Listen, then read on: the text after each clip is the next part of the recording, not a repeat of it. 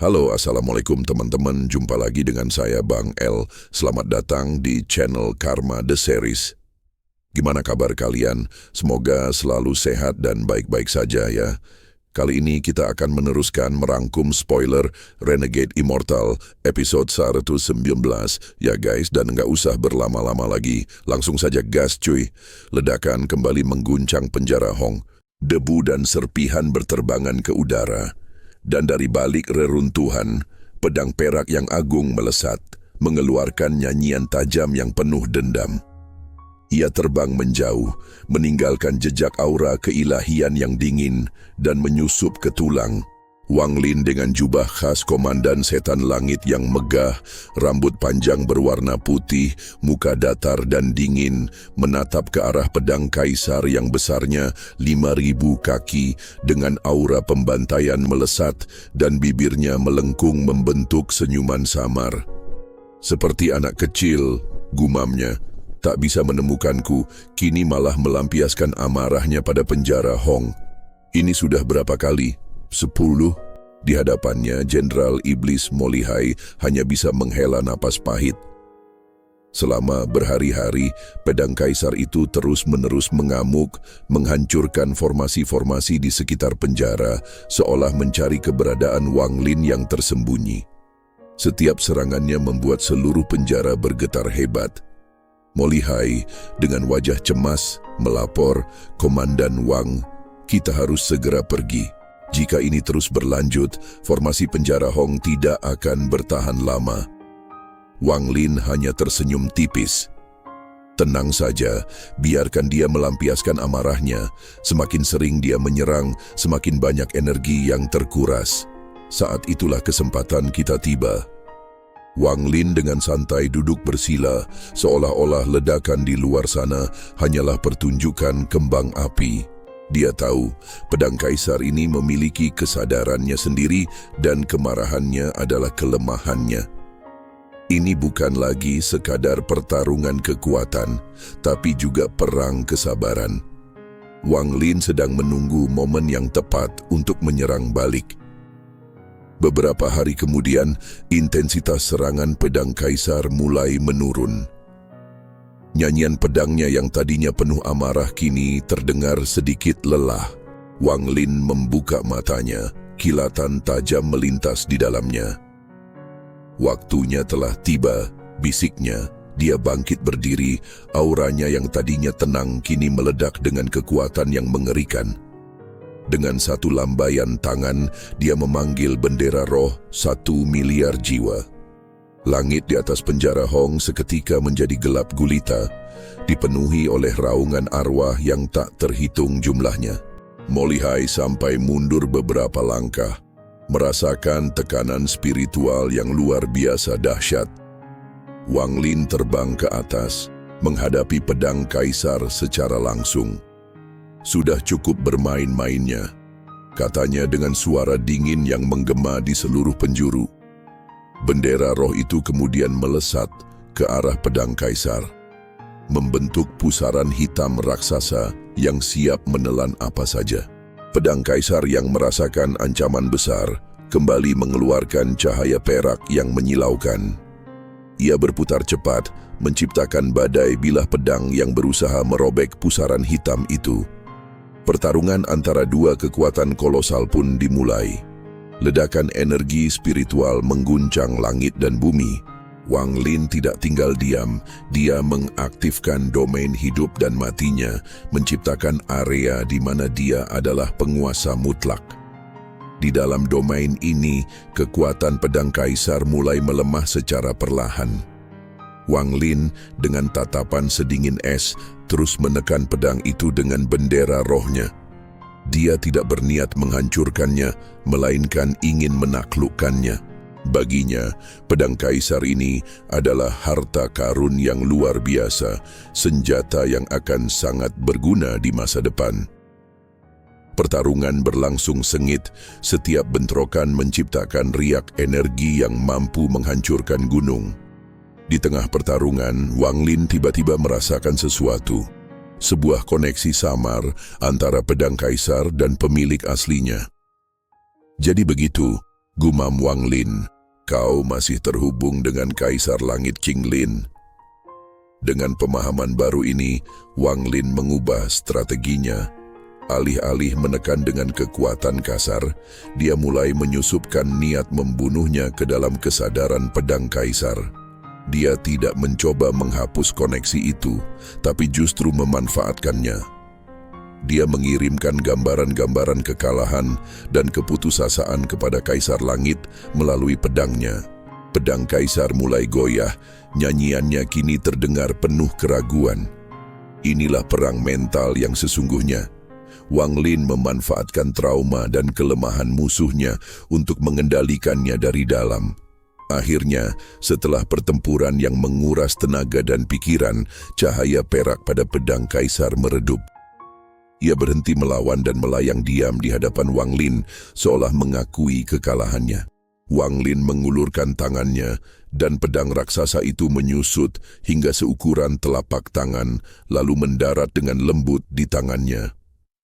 Senyum kemenangan akhirnya terukir jelas di wajahnya. "Kerja bagus, Komandan Wang," seru Mo Lihai dengan penuh kekaguman. Wang Lin hanya mengangguk sambil menatap pedang di tangannya. "Ini baru permulaan," katanya. Dengan pedang Kaisar di tangannya, kekuatannya kini telah mencapai level yang baru. Dia menatap ke kejauhan, ke arah di mana Kaisar Langit berada. Pertarungan mereka yang sesungguhnya akan segera dimulai. Dan kali ini, Wang Lin sudah memegang salah satu senjata terkuat milik musuhnya. Penjara Hong kembali tenang, namun ketenangan ini hanyalah jeda sebelum badai yang lebih besar datang. Wang Lin tahu perjalanannya masih panjang dan tantangan yang lebih berat menantinya di depan. Tapi dengan ketenangan dan kecerdikannya, dia siap menghadapi apapun yang akan terjadi. Di balik senyum ketir Mo Lihai, ada kekaguman yang begitu mendalam. Seandainya ia tak menatap langsung sosok Wang Lin yang mengenakan jubah khas iblis kuno dengan rambut panjang tergerai dan wajah muda yang dingin itu, niscaya ia pun tak akan menyadari keberadaannya. Wang Lin bagaikan menyatu dengan alam, seolah menjadi bagian dari kehampaan itu sendiri. Bahkan pedang Kaisar yang agung telah melewati area ini berkali-kali, memindai setiap jengkal dengan kekuatan spiritualnya yang dahsyat, namun tetap gagal menemukan satupun jejak Wang Lin. Ini adalah level penyembunyian yang hampir mustahil dicapai, sebuah kemampuan yang melampaui logika kultivasi biasa. Beberapa hari yang lalu, Wang Lin tiba-tiba menghilang dari lubang penjara Hong tanpa meninggalkan suara sedikit pun. Kepergiannya begitu senyap, seolah ia menguap begitu saja ke udara.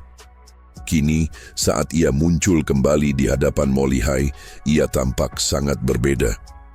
Ada aura yang menggetarkan hati memancar dari tubuhnya, sebuah energi yang terasa purba namun juga penuh vitalitas baru.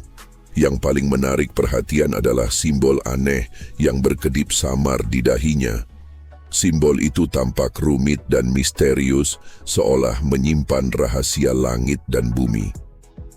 Hanya dengan melihatnya sekilas saja, jantung Mo Lihai langsung berdebar kencang.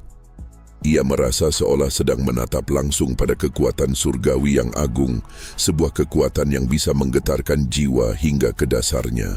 Ia tahu Wang Lin telah mengalami transformasi yang luar biasa. Mo Lihai adalah orang yang bijak. Dia tidak bertanya secara detail apa yang terjadi pada Wang Lin. Dia mengerti bahwa dalam dunia kultivasi, setiap orang memiliki rahasia dan keberuntungannya masing-masing. Bertanya terlalu banyak justru bisa dianggap tidak sopan. Namun satu hal yang pasti, keberhasilan Wang Lin memprovokasi pedang Kaisar dan keluar tanpa terluka sudah cukup menjadi bukti. Itu berarti Wang Lin telah meraih semacam pencerahan besar atau setidaknya mendapatkan keberuntungan luar biasa. Ini adalah sebuah langkah maju yang bahkan para tetua di sekte mereka pun dambakan seumur hidup, namun tak pernah berhasil mereka capai. Dunia kultivasi memang kejam, tapi juga penuh dengan keajaiban. Seseorang yang tadinya berada di ambang keputusasaan bisa saja melonjak ke langit dalam sekejap mata.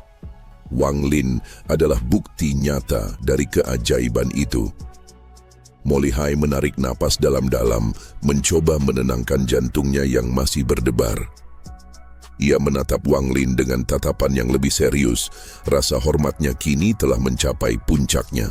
Ia tidak lagi melihat Wang Lin sebagai junior yang perlu dilindungi, tetapi sebagai seorang ahli yang setara atau bahkan mungkin telah melampauinya.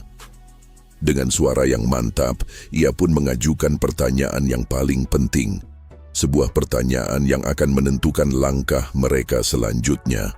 Sekarang, ucap Molly Hai, tatapannya tajam dan penuh harap.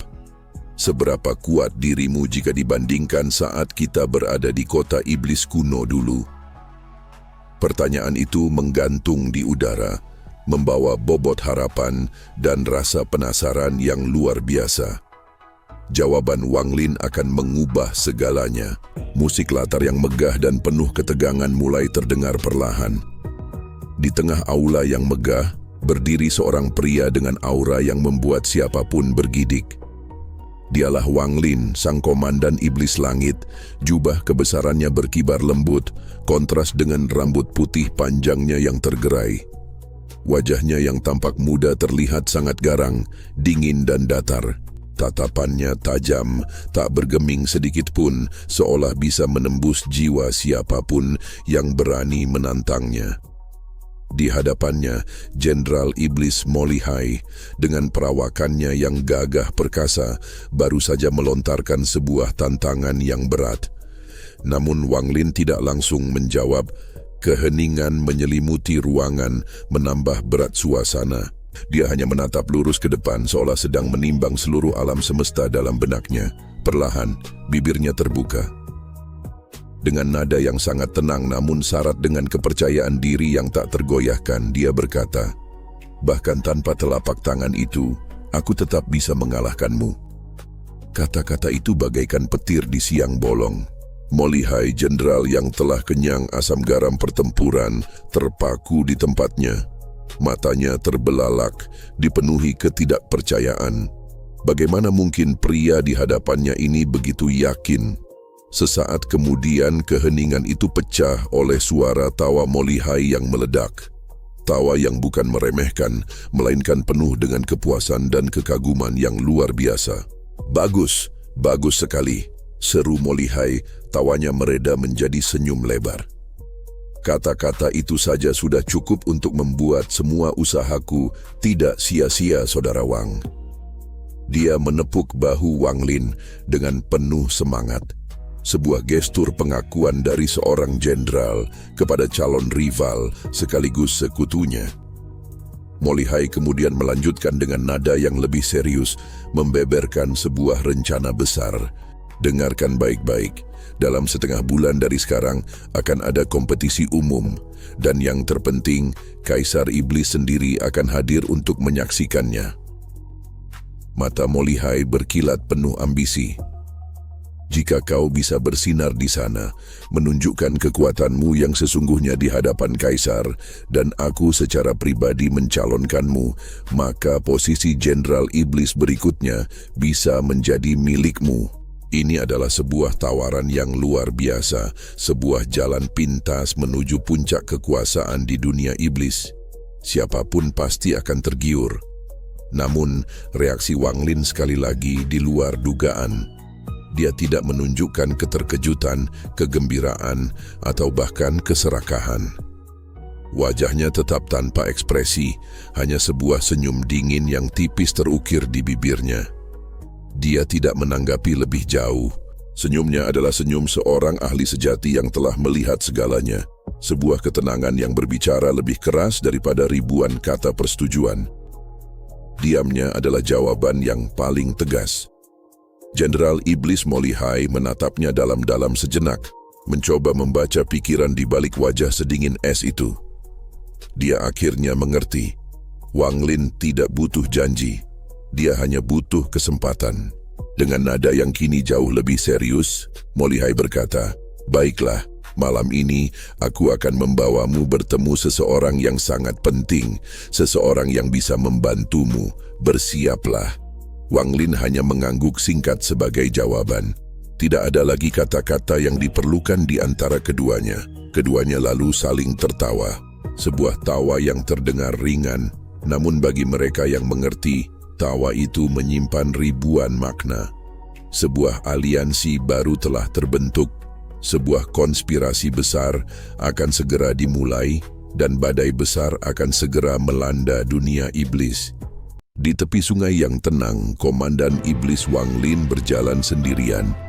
Jubah megahnya berkibar perlahan, kontras dengan rambut putih panjang dan wajahnya yang dingin tanpa ekspresi, seolah membeku di usia 30-an. Di tangannya sebuah kendi anggur setia menemaninya.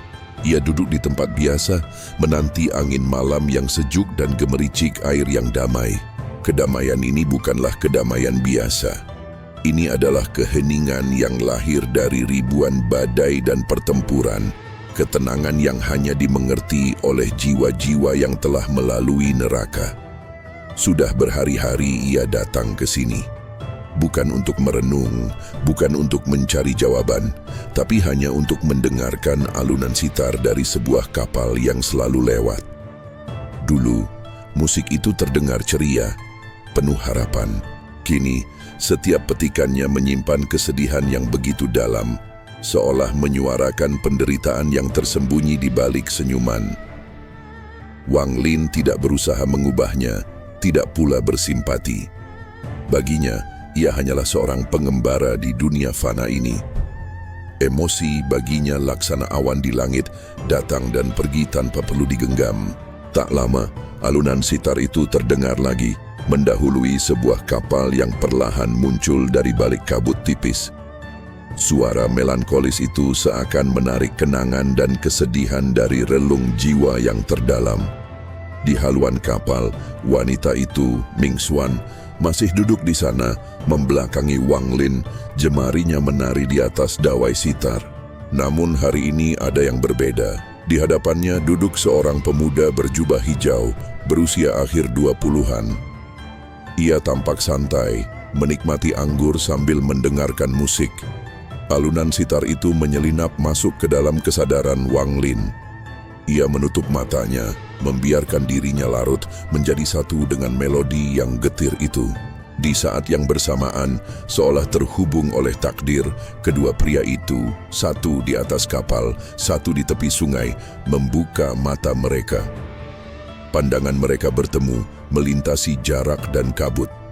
Tak ada kata yang terucap, hanya sebuah anggukan kecil dan isyarat mengangkat kendi anggur.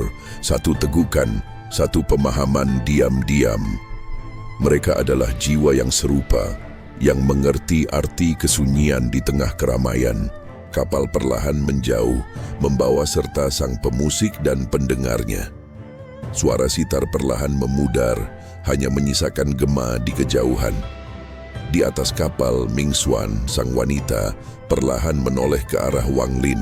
Namun matanya yang tak bisa melihat hanya menangkap kegelapan.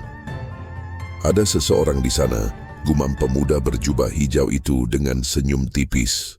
Ming Xuan hanya terdiam, lalu jemarinya kembali memetik dawai, melanjutkan lagunya yang pilu. Pemuda itu tersenyum kecil, matanya masih tertuju ke arah tepi sungai yang kini kosong. Orang yang menarik, bisiknya pada angin malam. Kisah seperti apa yang tersembunyi di balik alunan sitar itu? Dan pertemuan tanpa kata antara dua pria misterius ini, apakah hanya sebuah kebetulan? Jika kalian penasaran dengan kelanjutan ceritanya, jangan lupa untuk subscribe channel ini dan nyalakan notifikasinya ya. Terima kasih sudah menonton, sampai jumpa di video berikutnya.